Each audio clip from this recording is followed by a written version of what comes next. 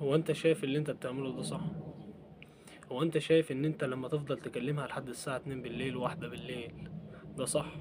هو انت شايف لما انت تلاقي نفسك فاضي، بدل ما تدور على مصلحتك وتدور على حالك وتدور على شغلك وتدور على دراستك، تلعب بيها وتقابلها وتشوف صورها، ده صح؟ هو انت مفكر ان انت كده ربنا راضي عنك؟ ده مش صح. اللي انت بتعمله ده اصلا مش صح. ايا كنت بتحبها، ايا كنت بتموت فيها، ايا كنت بتعشقها، فكنا من الكلام الخايب ده. مفيش شاب مسلم او ملتزم او متدين تلاقيه بيعمل كده، لانه عارف ان العلاقه دي حرام ومبنيه على الحرام.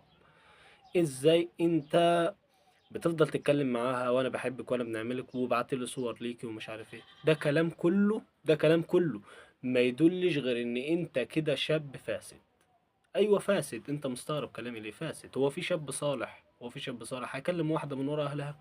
وهي في بنت صالحه وملتزمه ومحترمه هتسمح لواحد ان هو يخش لها على الخاص ويكلمها ويوصل بيهم الحال ان هو يبعت لها صور وهي تبعت له صور؟ يا بنات اتقوا الله في الشباب، ويا شباب اتقوا الله في البنات. كما تدين تدان ولو بعد حين. كلنا عندنا اخوات بنات، كلنا عندنا امهات، كلنا عندنا يعني بنات. فلازم نخاف على نفسنا يا شباب. يا شباب سيبوا بنات الناس في حالهم. الموضوع كبير، انت مستهون بيه، بس الموضوع كبير. اللي انت هتعمله في بنات الناس هينعمل في اختك، هينعمل في امك. كما تدين تدان.